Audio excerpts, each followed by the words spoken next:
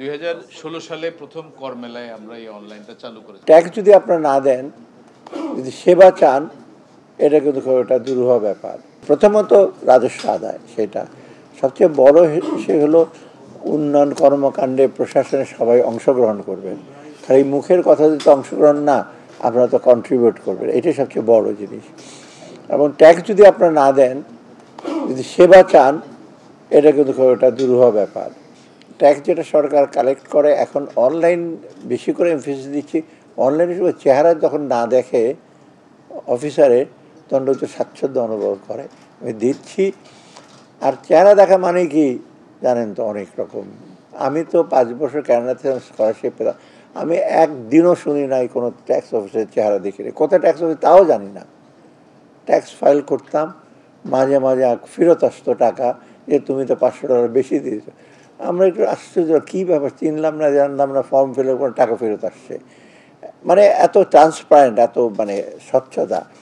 আমেরিকাতে তো আরও বেশি, তাই না? ওইখানে আপনি চিনবেনও ট্যাক্স অফিস কোথায়, হয়তো আটলান্টার একটা জায়গা আছে ট্যাক্স, তাই না, অফিস, আরেকটা জায়গায় আছে ওদের প্রসেসিং। ওই সবই ওয়াশিংটন ডিসি আর নিউ ইয়র্কে কিন্তু সব অফিস না। আমরা জানি আমেরিকায় খুব ডিসেন্ট্রালাইজ, কিন্তু ভেরি অটোমেটেড।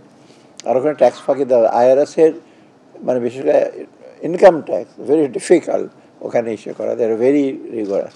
মানে ট্যাক্স ফাঁকি দেওয়া মানে কি, ট্যাক্সটা দেবেন লিকের জন্য না হয়, আপনি যেটা দেবেন টাকাটার জন্য সরকারের কোষাগারে পৌঁছায়, মাঝখানে কিন্তু কোনো আর লিকেজ হয় না, মিডল ম্যান বা কোনো থ্রোতে যেন অন্যখানে চলে না যায়। কারণ আগে তখন যে আমি দিলাম এক্স অ্যামাউন্ট, সরকারের সাথে না গেলে তো অবভিয়াস রেভিনিউ লস হলো।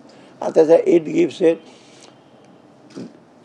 মানে bad sign of level playing field না। তখন আমার সামর্থ্য আছে, বহু টাকা আর্ন করি, তারপরে আমি কম দিলাম, আরেকজন ঠিক সৎভাবে দিচ্ছে, তো ঠিক না, তার মনও খারাপ হয়ে যায়। আমি জানি আমার বন্ধুবান্ধব বলে যে ট্যাক্স ট্যাক্স দিচ্ছি না, কিন্তু বিরাট একটা ফ্ল্যাট কিনে ফেলছে গুলশানে, বলে আর ট্যাক্স ট্যাক্স দিয়ে না, ম্যানেজ করেছি আর কি। যাই হোক, এইগুলো আমরা এখন থেকে আমরা সবাই পরিহার করব, এই জন্য অনলাইনটা করা, যে আপনারা দেবেন। আর একটা হলো যে আমাদের ট্যাক্সেবল ক্যাপাসিটি বহু লোকের কিন্তু আছে, তো সবাই ট্যাক্স নেটের আওতায় আসে না, টিন অনেকের আছে ফিল আপ করে না, আর অনেকে ট্যাক্সেবল ক্যাপাসিটি অনেক চলে যায়। আমি বিশদ বলবো না কারা চলে যায়, ট্যাক্স নেট এখনও আসে নাই, সেইগুলো আপনারা যদি আনেন তো বেটার হবে।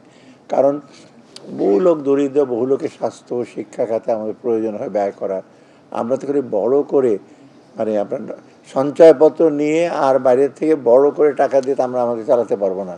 আমাদের স্বয়ংসম্পূর্ণ একটা মূল হলো আমরা নিজেরা, আমরা ট্যাক্স, তার মানে আবার জোর করে কারো কাছে ট্যাক্স আদায় করে নিয়ে আসবে, বা যে ট্যাক্স দেয় সে দিচ্ছে, আবার পরের বার তাকে বলে আপনি ডাবল দেন, আরেকজনটা ধরবেন না, সেটা কিন্তু অনেকে মনোকষ্টের কারণ হয়।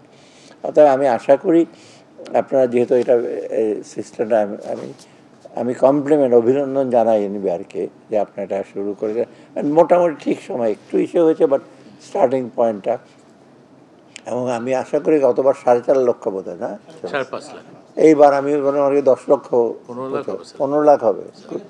তা আমরা ওই প্রেসরা বোধহয় কভার করেছে 15 লাখ, আমরা আশা করি 15 লাখ ডেফিনেটলি বলে, ওই তখন আমরা পরনির্ভরতাটা কাটিয়ে উঠতে পারবো, তাই না?